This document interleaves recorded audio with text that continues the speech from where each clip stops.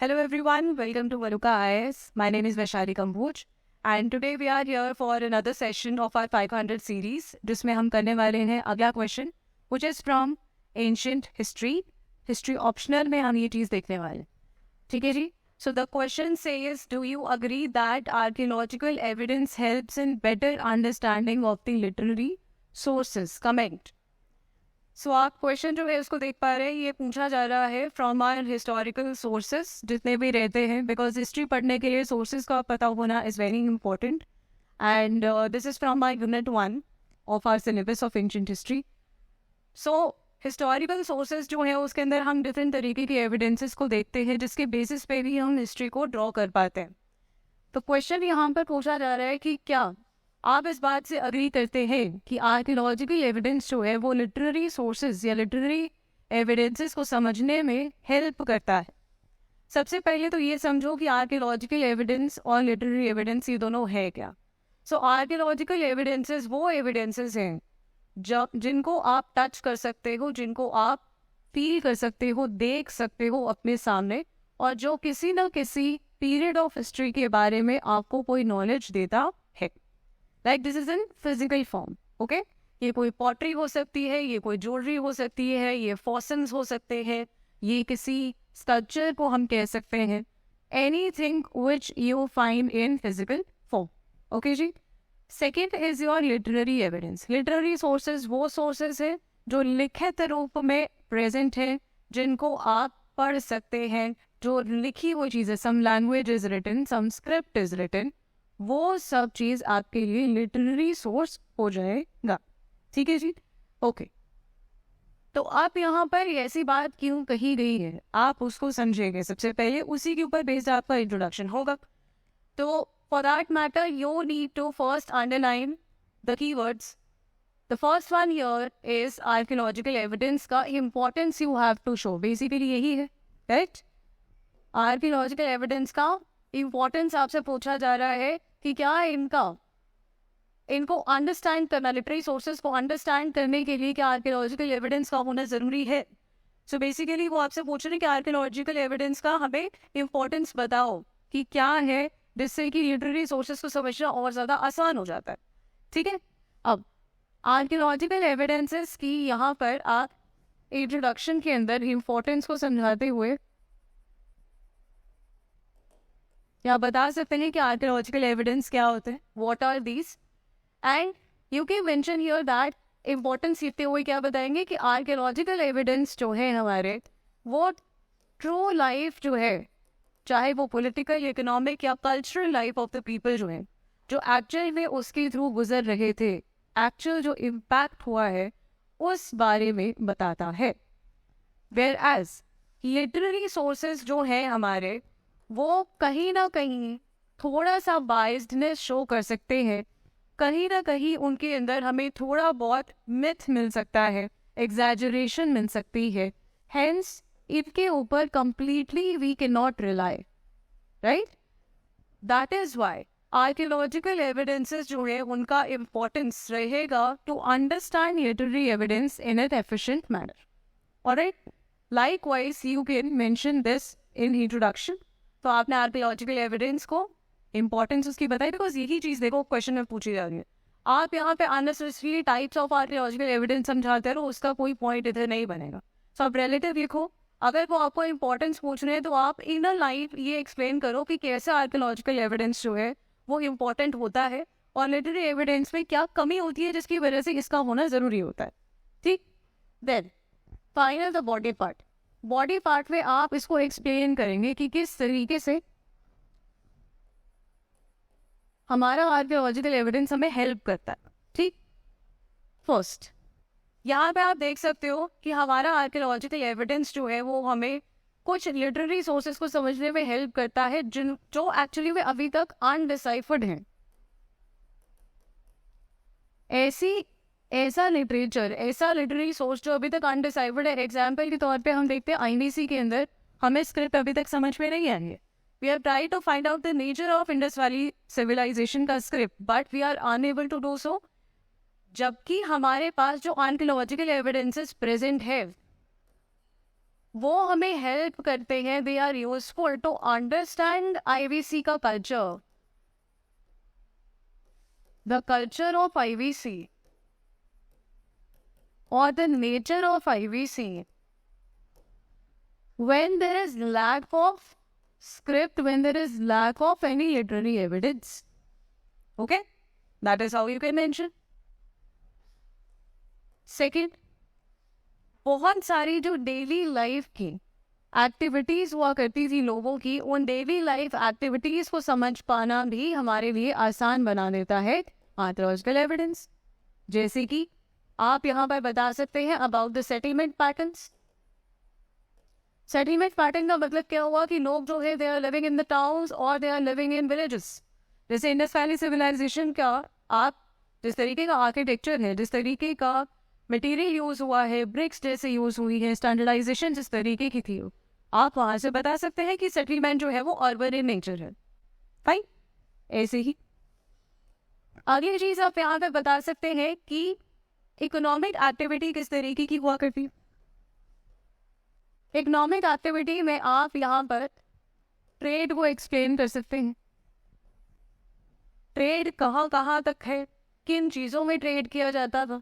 ये चीज़ें जब आपको एक जगह की दूसरी जगह पर मिलेंगी जहाँ पर एक्चुअल में वो नहीं बनती थी, they were not manufactured there, raw materials ऐसे बहुत सारे वर नॉट फाउंड। स्पेशली अगर मैं यहाँ पे एग्जाम्पल आईवीसी का दूँ आपको, सो आईवीसी के अंदर देयर वर सर्टेन ऐसे metals that were not found. For example copper को ही ले लीजिए, but bronze they have paid it, right. तो यहाँ पर आप मेंशन कर सकते हो that copper was not available in IVC, they must have imported it. Tin available नहीं था यहाँ पे, they must have imported it. Gold नहीं था, राइट। इस तरीके से आप यहाँ पे कुछ साथ में इसका एविडेंस भी देना, एग्जाम्पल्स लिखने हैं आपने। जितने ज़्यादा एग्जाम्पल्स लिखोगे उतना ज़्यादा आपका क्लैरिटी ऑफ आंसर एग्जामिनर को दिखेगा कि आपको एक्चुअली में पता है जो भी आप पॉइंट्स लिख रहे हो वो किसी एग्जाम्पल को सोच के आपने वो चीज़ को मेंशन किया। ठीक है, ओके, ऑलराइट।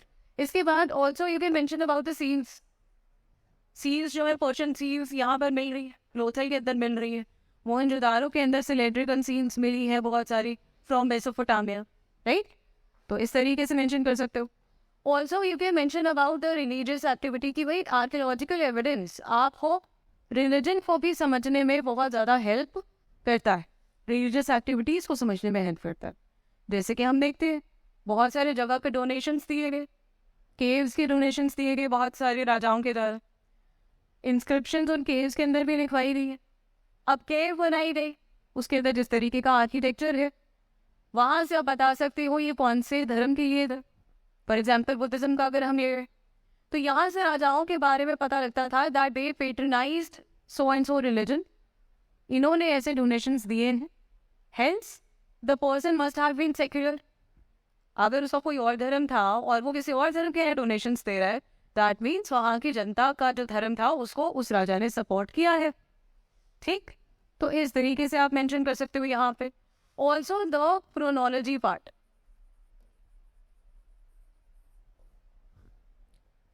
क्रोनोलॉजी जो है आपकी, ये आर्कियोलॉजिकल एविडेंस बता पाने में बहुत ज़्यादा पॉसिबल कर पाते, ये फिजिबल हो पाता है। How we are able to do the scientific analysis of the fossils, right. Carbon dating का मेथड है, थर्मल ल्यूमिनेसेंस का मेथड है। तो इसके ज़रिए हम लोग फॉसिल्स का जो डेट है या आर्टिकल्स का जो डेट है उसको हम बता पाते हैं कि ये कितने साल पुराना था, राइट। आर्कियोलॉजिकल एविडेंस के बेसिस पे आप ये भी बता सकते हो। Also you can mention about the technology of the times. कैसे? जैसे फॉर एग्जाम्पल हमने देखा कि स्कल्पचर्स जो है वो बनाए जा रहे हैं। इंडस वैली सिविलाइजेशन में हम डांसिंग गर्ल ऑफ ब्रोंज देखते हैं, कौन सी टेक्निक से बनाया गया? लॉस्ट वैक्स टेक्निक से बनाया गया। सो मतलब उस समय के लोगों को ये बारे में जानकारी थी, they must be knowing about that.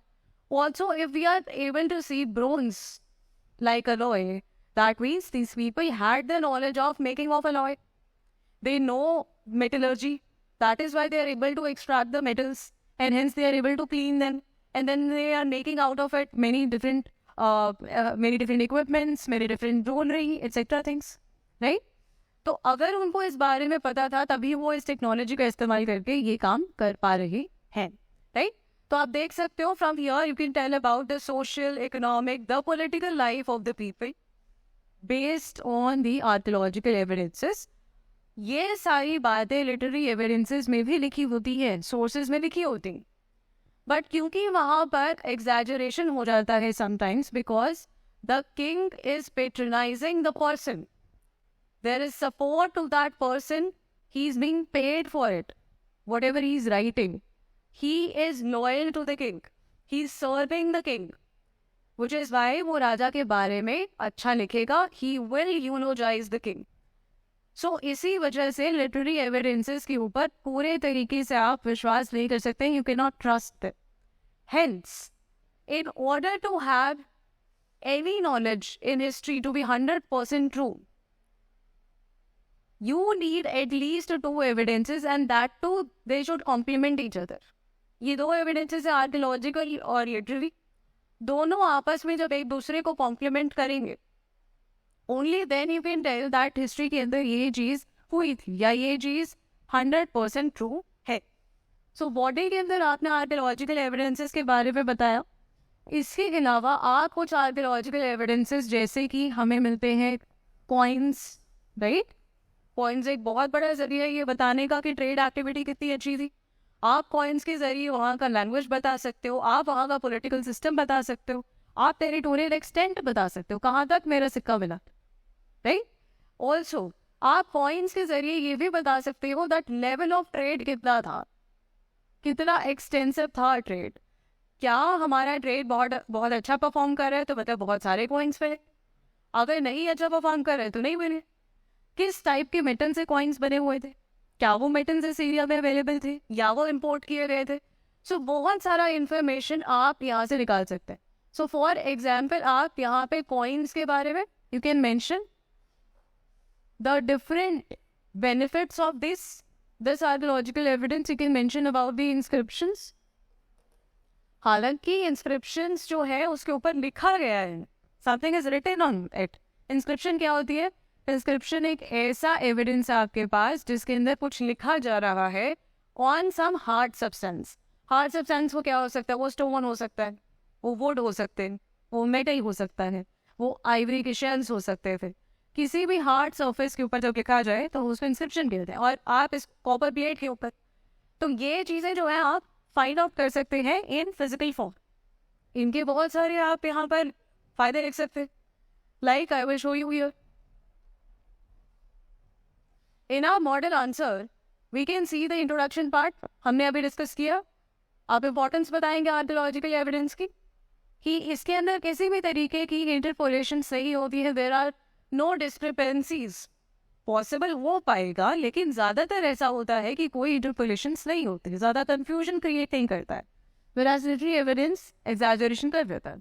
Body में सारे पॉइंट्स बताने के बाद settlement patterns, mode of subsistence उनका क्या था, क्या खाते हैं, किस तरीके से रहते हैं, ग्रीनरीज प्रेजेंट है तो मतलब यहाँ पे सरकार बहुत एक्टिव थी, राइट? ग्रेन्स को लेकर टेक्नोलॉजी के बारे में, ट्रेड रूट्स, इंटरेक्शन बाकी एरियाज के साथ, रिलीजियस प्रैक्टिसेस, मूर्तियाँ कैसी बन रही है उसके बेसिस पे आप बता सकते हो। गंधारा स्कूल ऑफ आर्ट अगर बुद्धिज्म का मूर्ति बना रहा है दैट मीन्स उस एरिया में बुद्धिज्म ज़्यादा था। मथुरा स्कूल ऑफ आर्ट में अगर तीनों धर्मों की मूर्तियाँ बन रही है तो मतलब तीनों धर्मों को राजा ने पेट्रोनाइज किया है, सपोर्ट किया है, राइट? तीनों धर्म जो थे वो सोसाइटी के अंदर प्रेजेंट है। और यहाँ पर आप एग्जाम्पल देते हुए इंस्क्रिप्शंस के बारे में या पॉइंट्स के बारे में आप इंफॉर्मेशन दे सकते हैं कि क्या क्या बातें ये हमें बताते हैं, किस तरीके से ये इम्पोर्टेंट है हमारे लिए।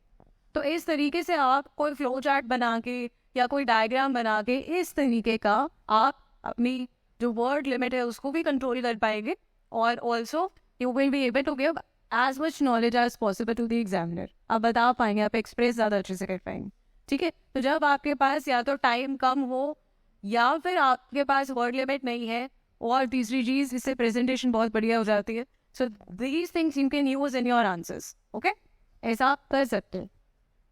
Then finally the conclusion part. Conclusion में हमें क्या लिखना है कि लिटरेरी एविडेंस अलोन जो है जी उनके ऊपर trust we can not trust them alone. Why? Because there is lack of authenticity in it. So for authenticity, we need to complement this literary source with another evidence, which is archaeological evidence, on which we can trust, as there are no confusions, no ambiguities with it. Hence, archaeological evidences do support in understanding the literary evidences in a better way. So likewise, you can mention the conclusion and you can end the answer. Okay ji? So I hope आप लोगों को ये समझ में आया होगा. ये जो हमारा मॉडल आंसर है, we are going to give it on our Telegram channel. All right? So from there you can access it. Question जो है ऑलरेडी अवेलेबल है हमारे टेलीग्राम चैनल पे. आप एवरी मॉर्निंग वहाँ पे जाके इसको एक्सेस कर सकते हैं. अलग क्वेश्चन होगा एवरी डे, और बाद में उसका जो वीडियो लेक्चर है वो यूट्यूब के ऊपर आएगा. आप हमारे चैनल पर आकर उसको देख सकते हैं, और आप यहाँ पर आके फिर क्या करेंगे, आंसर को पहले लिख कर लेकर आएंगे, और फिर आप देखो क्या आपके आंसर में कोई प्रॉब्लम है, या क्या मैंने जो पॉइंट्स लिखे हैं आपने भी वो पॉइंट्स को मेंशन किया है या नहीं, और इवैल्यूएट करो अपने आप. ठीक है, ये फ्री क्लासेस है, सो जस्ट एंजॉय देम.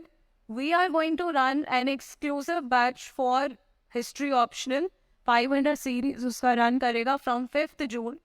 बहुत सारे और सब्जेक्ट्स का भी हम लोग रन करने वाले हैं from 5th June onwards. So there you can come to our classes, you can join these classes and learn this art of answer writing while with the teachers, and your answers will be evaluated in a respected period of time, and you will get all the evaluation, you will get all the review कि आपका answer कैसा था, positive क्या था, negative क्या था, क्या improvement इसके अंदर हो सकती है. ठीक है, तो आपको आइडिया हो जाएगा उससे कि आप कहाँ पर इम्प्रूवमेंट करना चाहते हैं, कहाँ आपका कंटेंट का कुछ प्रॉब्लम आ रहा है, प्रेजेंटेशन का कुछ प्रॉब्लम आ रहा है, या कुछ और है. ठीक है, तो जब तक आप लिख के नहीं बताएंगे तब तक हम समझ नहीं पाएंगे. राइट? ओके जी. So that is how we want to help you in your answer writing, because mains के लिए this is very very important. Alright? ठीक है. So I hope you got the gist of it, the answer. That is all from my side. Thank you so much for watching. Please do visit us again in the next session. हम लोग एक नए question के साथ मिलेंगे. Till then, take care. Thank you very much. Have a great day.